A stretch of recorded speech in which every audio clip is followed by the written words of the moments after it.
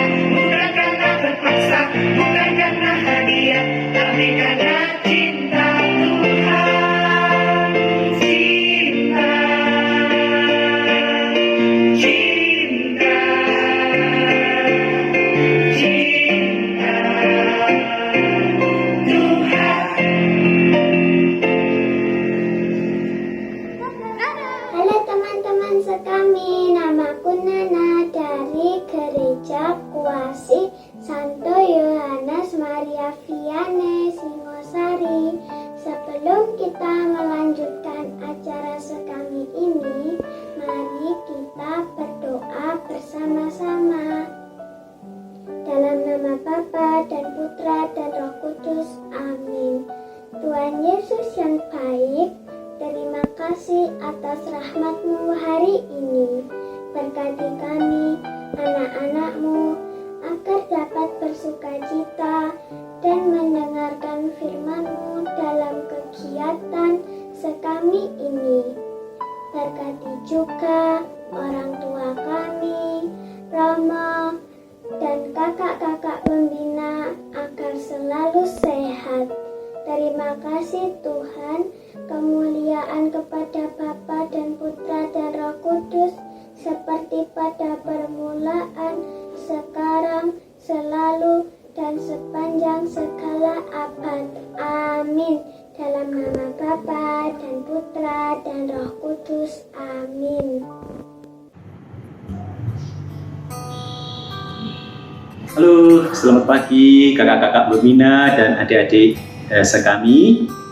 Kali ini Romo akan memberikan renungan tentang situasi hidup yang sulit, tetapi bersama dengan Tuhan tidak ada yang mustahil. Kalau kita berbicara mengenai rencana Tuhan yang pasti akan terjadi, seringkali kita dihadapkan pada masalah-masalah hidup yang sulit, yang menantang, yang membuat kita teruji, sehingga kita merasa tak berdaya dan bertanya-tanya, apakah saya mampu mengatasi masalah-masalah hidup yang ada. Nah, kali ini kita diajak untuk semakin beriman dengan meningkatkan kepercayaan kita bahwa bersama dengan Tuhan tidak ada sesuatu yang mustahil. Apa yang nampaknya buruk nanti akan diubah menjadi sesuatu yang baik.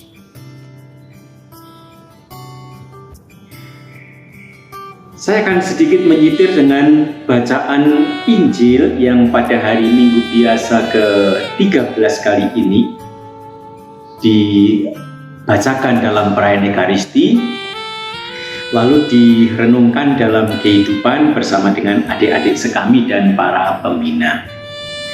Injil tersebut diambil dari Injil Markus bab 5 ayat 21 sampai 43, agak panjang. Bacaan ini memuat dua cerita. Cerita yang pertama mengenai seorang perempuan yang sudah 12 tahun sakit pendarahan, dan cerita yang kedua tentang Yesus membangkitkan anak Yairus. Sesudah Yesus menyeberang lagi dengan perahu, orang banyak berbondong-bondong datang lalu mengerumuni Dia. Sedang ia berada di tepi danau, datanglah seorang kepala rumah ibadat bernama Yairus. Ketika ia melihat Yesus, tersungkurlah ia di depan kakinya dan memohon dengan sangat kepadanya. Anakku perempuan sedang sakit, hampir mati. Datanglah kiranya dan letakkanlah tanganmu atasnya, supaya ia selamat dan tetap hidup. Lalu Yesus pergi dengan orang itu. Orang banyak berbondong-bondong mengikuti Dia dan berdesak-desakan di dekatnya. Adalah di situ seorang perempuan yang sudah 12 tahun lamanya menderita pendarahan. Ia telah berulang-ulang diobati oleh berbagai tabib sehingga telah dihabiskannya semua yang ada padanya, namun sama sekali tidak ada faedahnya. Malah sebaliknya, keadaannya semakin memburuk. Dia sudah mendengar berita-berita tentang Yesus, maka di tengah-tengah orang banyak itu ia mendekati Yesus dari belakang dan menjamah jubahnya. Sebab katanya, asal ku jamah saja jubahnya, aku akan sembuh. Seketika itu juga berhentilah pendarahannya dan ia merasa bahwa badannya sudah sembuh dari penyakitnya. Pada ketika itu juga Yesus mengetahui bahwa ada tenaga yang keluar dari dirinya. Lalu ia berpaling di tengah orang banyak dan bertanya, "Siapa yang menjamah jubahku?" Murid-muridnya menjawab, "Engkau melihat bagaimana orang-orang ini berdesak-desakan di dekatmu, dan engkau bertanya, siapa yang menjamah aku?" Lalu ia memandang sekelilingnya untuk melihat siapa yang telah melakukan hal itu. Perempuan itu yang menjadi takut dan gemetar ketika mengetahui apa yang telah terjadi atas dirinya, tampil dan tersungkur di depan Yesus dan dengan tulus memberitahukan segala sesuatu kepadanya. Maka katanya kepada perempuan itu, "Hai anakku, imanmu telah menyelamatkan engkau. Pergilah dengan selamat dan sembuhlah dari penyakitmu." Ketika Yesus masih berbicara, datanglah orang dari keluarga kepala rumah ibadat itu dan berkata, Anakmu sudah mati, apa perlunya lagi engkau menyusah-nyusahkan guru?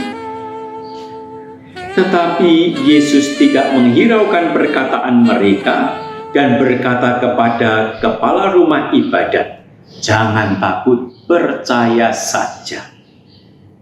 Lalu Yesus tidak memperbolehkan seorang pun ikut serta kecuali Petrus, Yakobus, dan Yohanes, saudara Yakobus. Mereka tiba di rumah kepala rumah ibadat, dan di sana dilihatnya orang-orang ribut, menangis dan meratap dengan suara nyaring. Sesudah ia masuk, ia berkata kepada orang-orang itu, "Mengapa kamu ribut dan menangis? Anak ini tidak mati, tetapi tidur." Tetapi mereka mentertawakan dia. Maka diusirnya semua orang itu, lalu dibawanya ayah dan ibu anak itu dan mereka yang bersama-sama dengan dia masuk ke kamar anak itu. Lalu dipegangnya tangan anak itu, katanya, "Talita kum," yang berarti, "Hai anak, aku berkata kepadamu, bangunlah." Seketika itu juga anak itu bangkit, berdiri dan berjalan, sebab umurnya sudah 12 tahun. Semua orang yang hadir sangat takjub. Dengan sangat ia berpesan kepada mereka supaya jangan seorang pun mengetahui hal itu. Lalu ia menyuruh mereka memberi anak itu makan. Adik-adik sekami yang terkasih dan para pembina, dari bacaan Injil yang kita dengarkan tadi, ada dua masalah yang seringkali melingkupi kehidupan manusia. Masalah yang pertama soal sakit, yang kedua soal kematian. Manusia tidak berdaya berhadapan dengan situasi itu. Apalagi ini dalam masa pandemi, banyak orang terkena virus corona. Banyak orang menjadi takut, banyak orang menjadi cemas, banyak orang menjadi panik. Banyak orang juga bertanya kapan virus ini akan berakhir sehingga kita bisa kembali dalam keadaan baik seperti dulu-dulu. Bisa sekolah di sekolahan, bisa bekerja di kantor, bisa bertemu dengan teman-teman.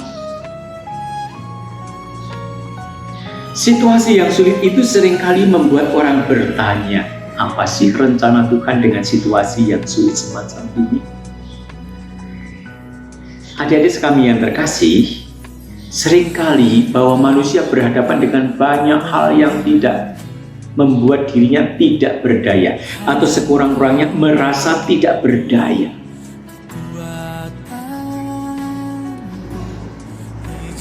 Baik kepada Jairus, kepala rumah ibadat, maupun kepada perempuan yang sudah 12 tahun sakit pendarahan, maupun dalam informasi-informasi yang lain berkaitan dengan bahwa rencana Allah tidak mustahil, bisa akan selalu terjadi. Yesus mengajak, jangan takut, percaya saja. Percaya saja. Ada satu sikap hati, sikap batin, dan sikap hidup kita yang perlu kita tumbuhkan, menjadi percaya. Menjadi percaya bukan semacam pasrah bongkoan begitu saja. Segala sesuatu terserah Tuhan mau apa, enggak. Tapi sikap percaya itu disertai dengan berbagai macam upaya dari secara pribadi, supaya hal-hal yang baik itu bisa terjadi dalam kehidupan kita sesuai dengan rencana Tuhan. Misalnya begini, bahwa seseorang tidak ingin badannya sakit. Apa yang harus dilakukan? Ia harus menjaga pola makan. Ia harus menjaga kesehatan sendiri. Ketika seseorang bekerja sama dengan rencana Allah, menjadi proaktif dengan masalah-masalah yang mungkin terjadi, mungkin bisa dihadapi. Usaha-usaha pribadi tetaplah diperlukan. Kadang-kadang seorang anak usia sekolah 12 tahun yang sakit itu kan juga usia sekolah, bertanya, mungkinkah saya naik kelas? Jangan hanya bertanya, mungkinkah saya naik kelas, lalu mengatakan, bersama Tuhan saya pasti naik kelas, sementara tidak belajar, tidak akan terjadi dalam kehidupannya. Karena itu, rencana-rencana Allah perlu ditanggapi secara proaktif oleh masing-masing pribadi, masing-masing anak, masing-masing dari kita. Kalau kita ingin bahwa kita belajar dan naik kelas, kalau kita ingin naik kelas, perlulah belajar. Kalau kita ingin bahwa hidup kita menjadi sukses, harus berusaha. Jangan menjadi patah semangat. Artinya bahwa memang benar bagi Tuhan tidak ada yang mustahil. Kalau Tuhan sudah menghendaki kita ini nantinya menjadi seperti apa, tetaplah membutuhkan jawaban secara pribadi dari masing-masing dari kita. Karena itu adik-adik sekalian terkasih dan juga para pembina, menjadi orang-orang Kristen berarti selalu berupaya meningkatkan kepercayaan kita. Jangan takut, percaya saja. Meningkatkan kepercayaan, meningkatkan pengharapan, dan meningkatkan kasih kita. Dengan pengiman, dengan pengharapan, dengan kasih, di kemudian hari, rencana-rencana Tuhan akan menjadi terlaksana dalam kehidupan kita. Dan kita juga semakin berbahagia karena apa? Bisa ambil bagian dalam rencana kasih Tuhan. Selamat menjadi orang yang percaya, tetapi juga selamat menjadi orang-orang yang siap untuk berjuang mewujudkan rencana-rencana Tuhan. Di dalam Tuhan tidak ada sesuatu yang mustahil. Tuhan memberkati kita semua. Selamat pagi, berkat dalam. Hai teman-teman, apa kabar? Perkenalkan, saya Aurel dari Paroki Santo Yohanes Penginjil Bondowoso. Hari ini saya akan memberikan ayat emas untuk minggu ini. Ayat emasnya adalah, hai anak, aku berkata kepadamu, bangunlah. Salam sehat dan semangat terus ya teman-teman. Halo teman-teman sekami, jumpa lagi dalam Cerita Sekami. Hari ini kita akan membuat tempat pensil dari kertas origami. Bahan-bahannya adalah kertas origami berukuran 20 x 20 7 lembar. Ada juga lem, gunting, dan pensil. Membuat, pertama-tama kita lipat kertas origami menjadi 2 bagian. Lalu kita buat segitiga.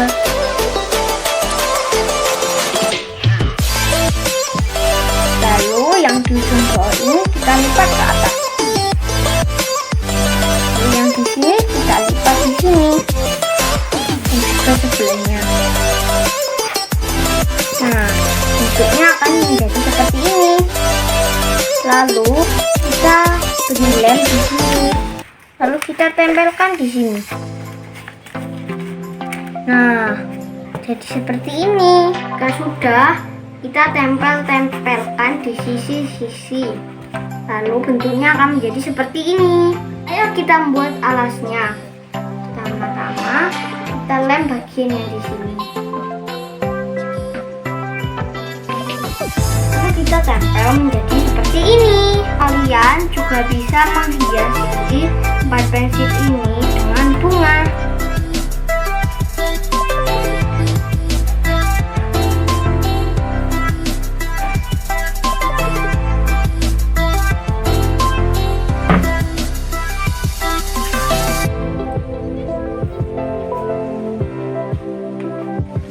Nah, jadinya seperti ini. Lalu masukkan pensil-pensil kalian. Nah, sudah jadi. Bagus kan? kirim kreativitas kalian ke tim kreativitas kami. Ditunggu ya. Dadah. Halo teman-teman sekami, saya Titania dari Paroki Santo Albertus Detrapani. Sebelum kita tutup acara sekami ini, mari kita tutup dengan doa ya. Dalam nama Bapa dan Putra dan Roh Kudus, amin. Ya Bapa di surga, terima kasih atas berkat-Mu telah membimbing kami pada acara hari ini. Lindungilah kami selalu ya Tuhan, dan bimbinglah kami agar selalu menjalankan perintah-Mu. Semua ini kami panjatkan kepadamu dengan pengantaraan Kristus Tuhan kami. Amin. Dalam nama Bapa dan Putra dan Roh Kudus. Amin. Terima kasih. Sampai jumpa lagi teman-teman. Tuhan sertamu. Terimalah berkat Allah yang Maha Kuasa, Bapa dan Putra dan Roh Kudus.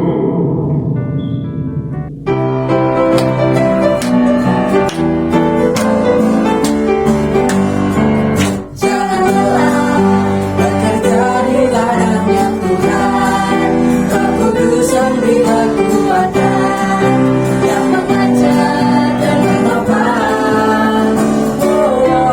Jangan lelah, Dia selalu mencukupkan akan segalanya. Mata-matanya bergelombang, timbun matanya yang berubah menjadi siap bina di atas dasar iman. Rata-ratanya bergelombang, timbun matanya yang berubah menjadi siap bina di atas dasar iman.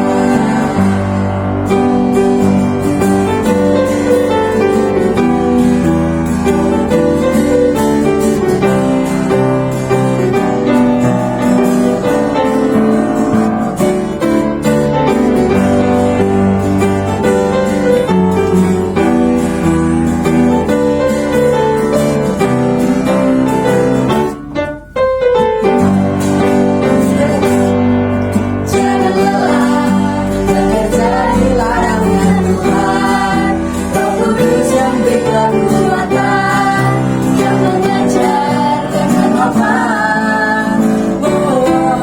Jangan lelah bekerja bersama Tuhan, yang selalu mencukupkan akan segalanya. Kata-katanya bergelombang, timbun matanya yang berubah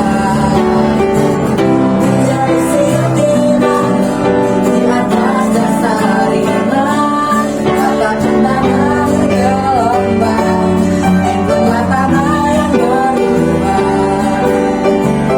menjadi siap bina di atas dasar iman. Dadah. Wah, seru sekali ya Kak Tarsias kami minggu ini. Seru banget. Oke, adik-adik yang di rumah, jangan lupa minggu depan kita ikut sekali lagi. Betul nih, kalian pasti akan ketemu dengan kita semua. Karena juga kamu. Oke, jangan lupa jaga kesehatan terus ya, tetap memakai masker, jaga jarak dan hindari kerumunan.